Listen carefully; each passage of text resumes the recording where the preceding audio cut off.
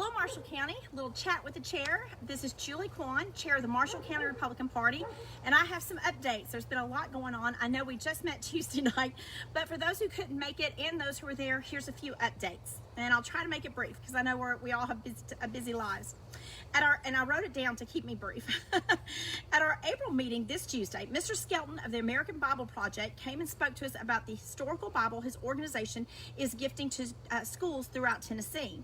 The information about the Bible and how it's used in classrooms when teaching American Revolutionary War period history is so interesting, and I hope you all get a chance to hear him speak. But more importantly, he also explained how we can help them get the Bibles into the schools here in Marshall County for teachers to use as a teaching aid and to be placed in our school libraries. The goal is 3 Bibles per school, one for each of the 2 classrooms that teach American history, and one for the library. We have 10 Marshall County schools, so the goal is 30 Bibles. The cost per Bible is $100 to print, ship, get into the schools, etc. We will collect the donations for the American Bible Project, or you can work directly with Mr. Skelton. If you're able to donate in increments of 100, so you're sponsoring 1 full Bible into the schools, then there will be a notation in the front that this Bible was presented or donated to the school by, and then insert your name or organization or your church. Some individuals are donating $100, and some organizations and also churches like to get involved in this project. So if you can do 1 or 2 or however many Bibles at increments of 100, then your name will be as then you gifted this Bible to the schools. And if you can do a smaller amount, we will collect that too, and it'll all add up. So it's all good. So our first goal was to raise a donation for 10 Bibles, and we already have donations for 5 raised. So please contact us for further information if you'd like to participate in that program.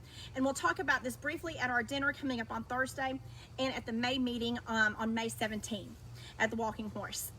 All right, so that was number 1. Number 2, update on scholarships. The deadline has passed, and now the committee is meeting to evaluate the essays.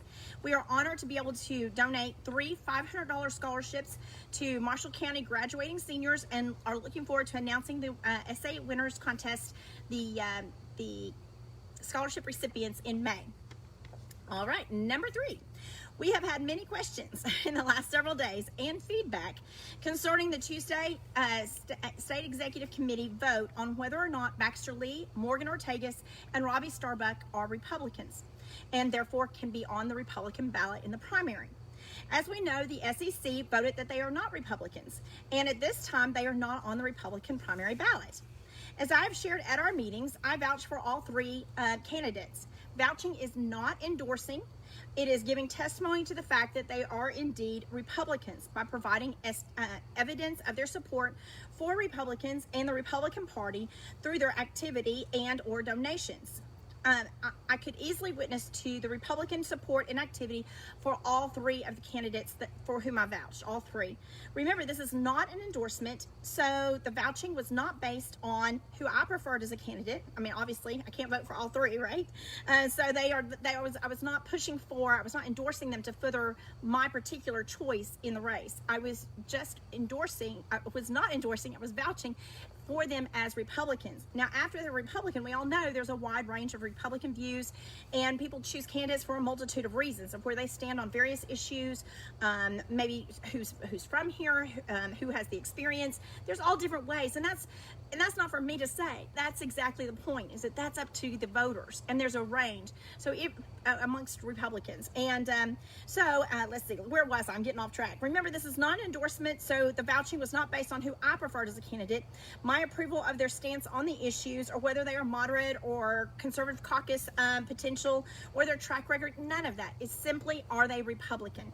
And the only evidence, it was based only on the evidence of them being Republicans and activity, donations, support of Republican causes, etc. I stand firmly on the principle that Republican is which Republican is the nominee is 100% up to the voters, up to the people, and I, as an elected party official, should not put my ideas of what is a Republican up as the measurement, what I prefer, as far as the stances on the issues and background and so forth.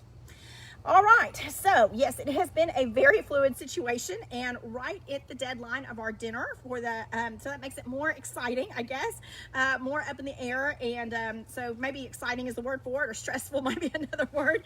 So it's been very fluid.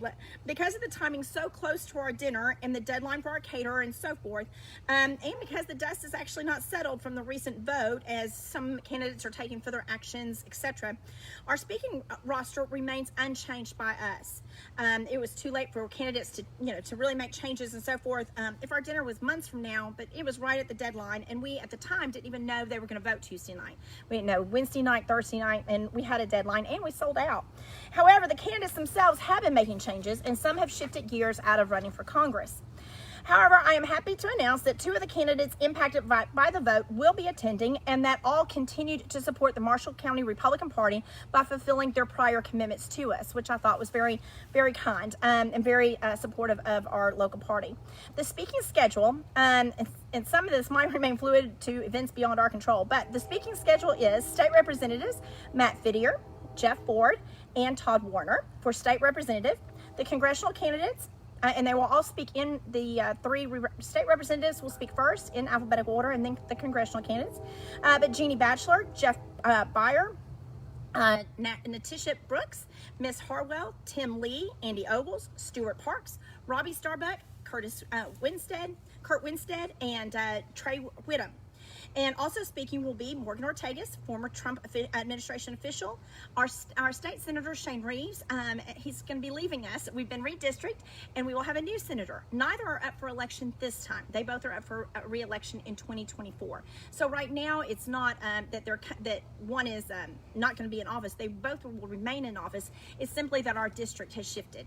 So we are after the election, we will be out of Mr. Reeves, Senator Reeves' district, and we will be in Senator Hensley's district. So they will both be here, and Senator Shane Reeves will introduce Senator Joey Hensley to us. So we're looking forward to hearing from all of our speakers, seeing the results of our straw poll, and having lots of door prizes. We've sold out, so it will be a great crowd coming, and we greatly appreciate the generous support of Marshall County Republicans and Republicans from neighboring candidates from neighboring counties and the candidates. We look forward to having a great event, and it should be lots of speakers, lots of great information, and a lot of fun. So we'll see you Thursday at our dinner, and we're looking forward to it. And let me know if you have any further questions. I'm happy to answer them.